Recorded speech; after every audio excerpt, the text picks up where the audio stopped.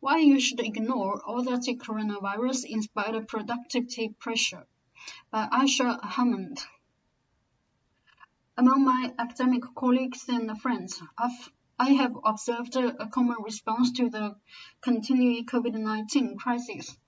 They are fighting valiantly for a sense of normalcy, hustling to move courses online, maintaining strict writing schedules, creating Montessori schools at their kitchen tables. They hope to buckle down for a short stint until things get back to normal. I wish anyone who pursues that path the very best of luck and health. Yet, as someone who has experienced with crises around the world, what I see behind this scramble for productivity is a perilous assumption.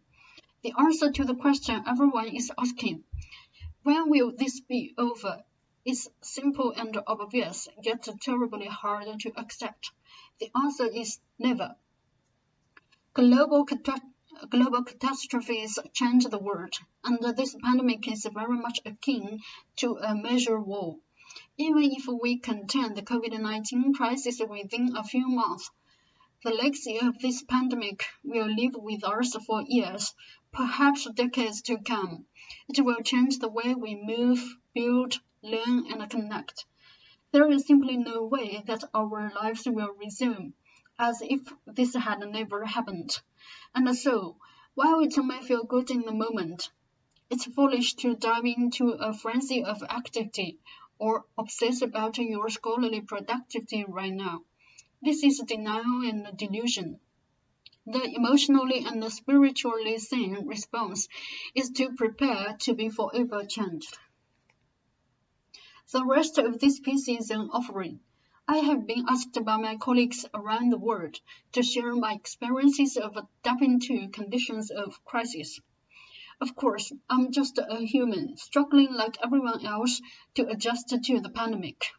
However, I have worked and lived under conditions of war, violent conflict, poverty, and disaster in many places around the world.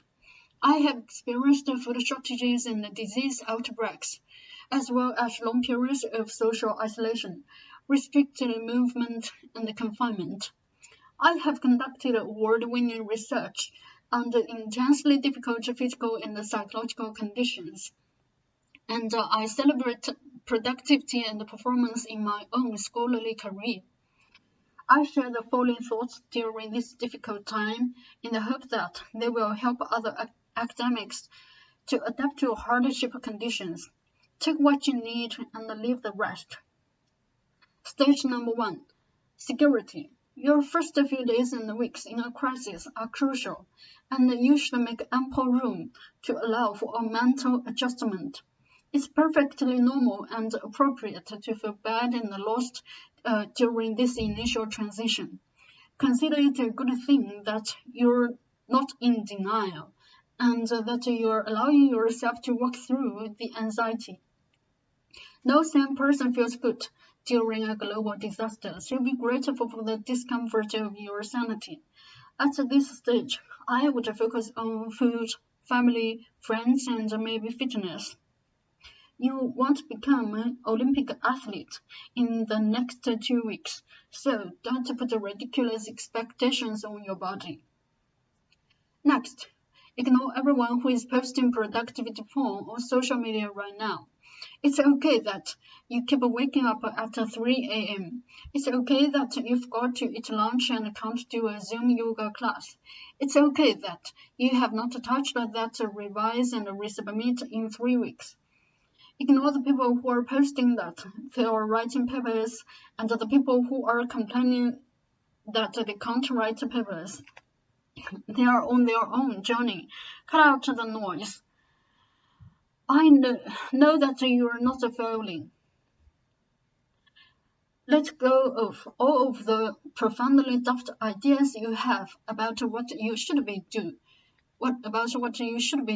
right now. Instead, focusing intensely on your physical and psychological security. Your first priority during this early period should be securing your home. Get sensible essentials for your pantry, clean your house, and make a coordinated family plan. Have reasonable conversations with your loved ones about emergency preparedness. If you have a loved one who is an emergency worker or essential worker, redirect your energies and support that person as your top priority.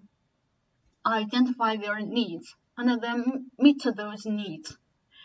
No matter what your family unit looks like, you will need a team in the weeks and months ahead.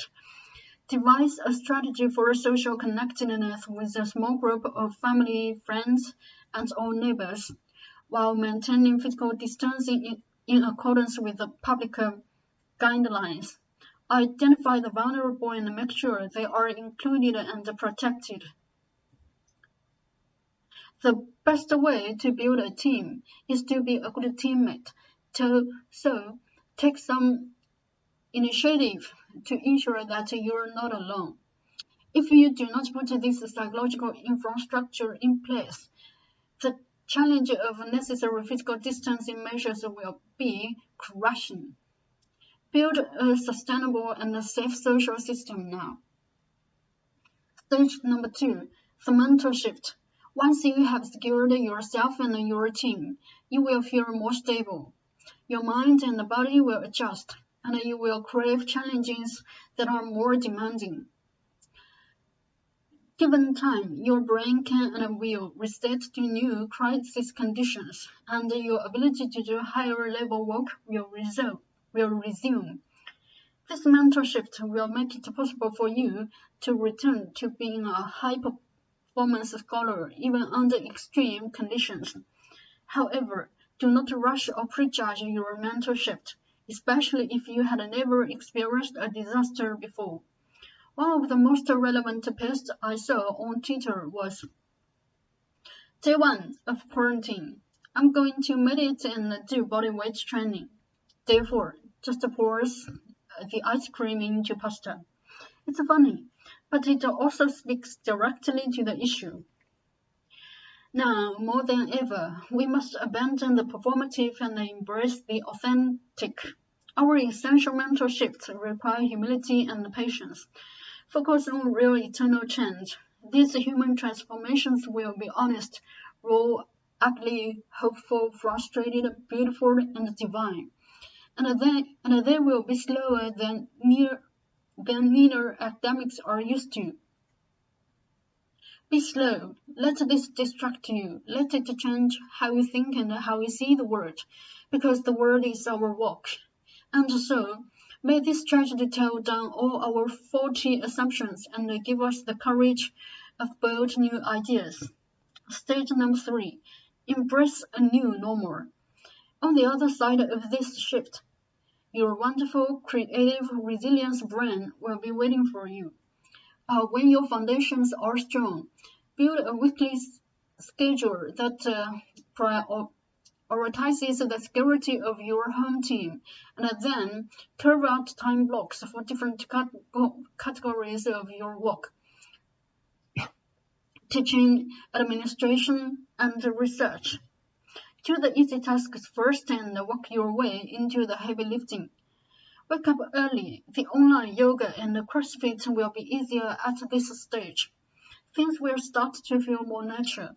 The work will also make more sense, and you will be more comfortable about changing or undoing what is already in motion.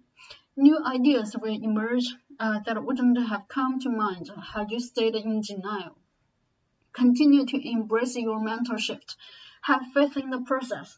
Support your team. Understand that this is a marathon. If you sprint at the beginning, you will vomit on your shoes by the end of the month. Emotionally prepare for this crisis to continue for 12 to 18 months, followed by a slow recovery. If it ends so, be pleasantly surprised. Right now, work toward establishing your serenity, productivity, and wellness under sustained disaster conditions. None of us knows how long this crisis will last. We all want our troops to be home before Christmas. The uncertainty is driving us all mad. Of course, there will be a day when the pandemic is over. We will hug our neighbors and our friends. We will return to our classrooms and coffee shops. Our borders will eventually reopen to freer movement. Our economies will one day recover from the forthcoming recessions. Yet, we are just at the beginning of that journey. For most people, our minds haven't come to terms with the fact that the world has already changed. Some faculty members are feeling distracted and guilty for not being able to write enough or teach online courses properly.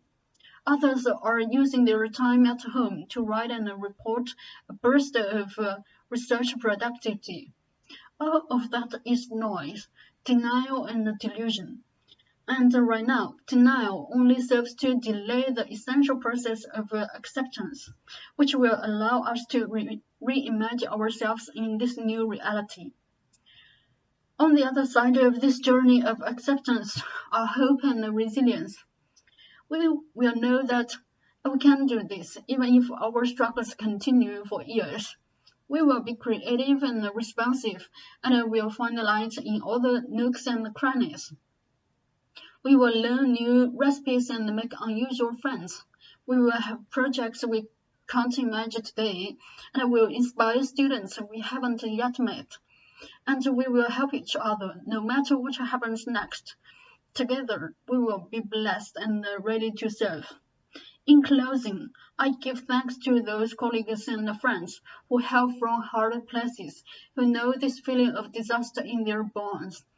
In the past few days, we have laughed about our childhood woods and have exulted in our tribulations. We have given thanks and tapped into the resilience of our old wartime woods. Thank you for being warriors for the light and for sharing your wisdom born of suffering, because community is a great teacher.